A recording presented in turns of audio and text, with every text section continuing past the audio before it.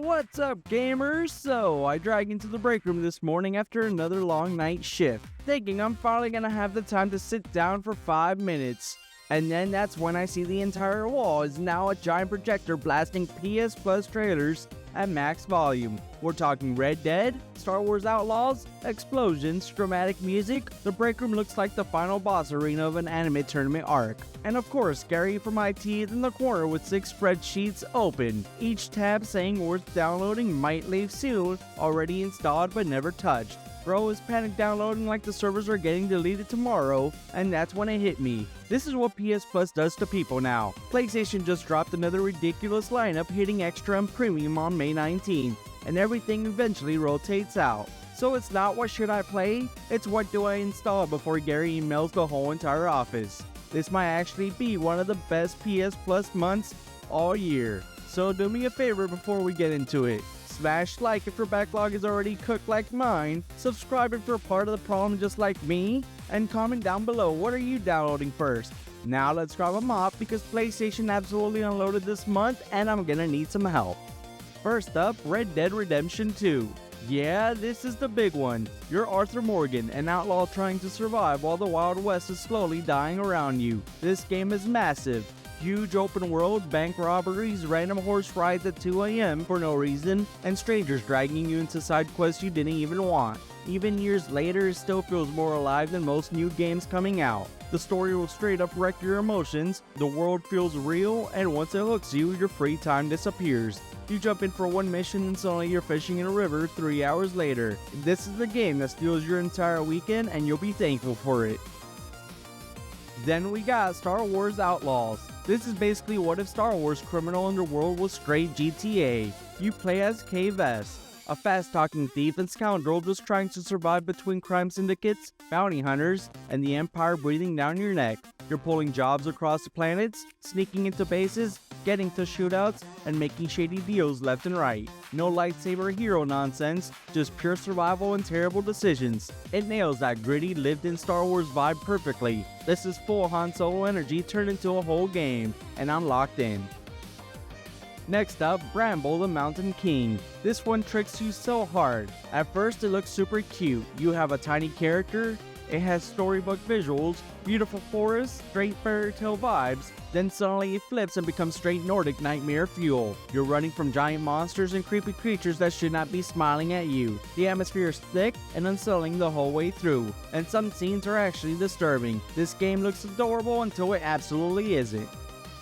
Then we have the Thaumaturge. This feels like detective drama mixed with demon possession and some seriously terrible life choices. You play as a Thaumaturge, a supernatural investigator who can see and control these spirit creatures born from people's flaws and weaknesses. The whole game is built on conversations, investigations, and super morally gray choices. You're reading people, manipulating situations, digging up dirty secrets, and everything feels shady and dangerous the whole time. It constantly makes you question whether you're actually helping anyone or just making everything worse. Every conversation in this game feels like it could ruin lives, including your own.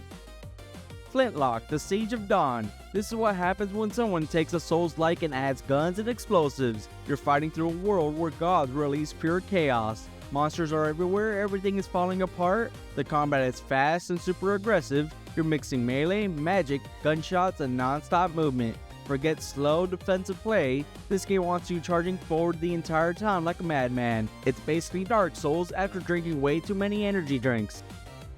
Enotria, the last song, might be the prettiest way to suffer I've ever seen. It's a Souls-like set in this bright, colorful world inspired by Italian folklore and theater. It has sunny towns, beautiful landscapes, and these wild, ornate masks. It looks absolutely stunning compared to the usual dark and gloomy Souls games. Then the enemies show up and it all goes to hell. Fast combat, smooth parrying, switching masks on the fly that completely change your playstyle. This game gives you all the gorgeous scenery right before a boss sends you back to the checkpoint crying your eyes out. Then PlayStation also threw in Broken Sword Reforged. This is a classic point-and-click adventure game that finally got the glow-up it deserved. It's packed with tricky puzzles, wild mysteries, secret conspiracies, and that pure old-school detective energy. You're traveling around investigating weird events, talking to shady characters, and piecing together clues like a madman. The remaster makes the visuals way cleaner and actually feels good to play in 2026. This feels like your dad's favorite old PC game, except this time, it's actually good. And for premium, we got Time Crisis, that legendary arcade shooter that used to eat every single quarter in your pocket at the mall back in the day.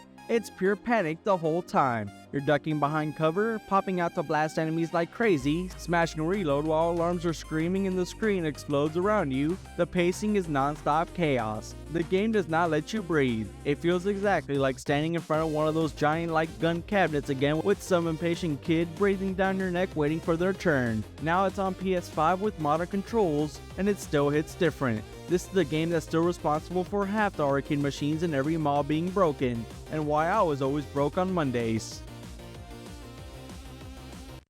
So the real talk, this month is ridiculous. We got a Rockstar game, Star Wars, horror, Souls-likes, remasters, arcade nostalgia.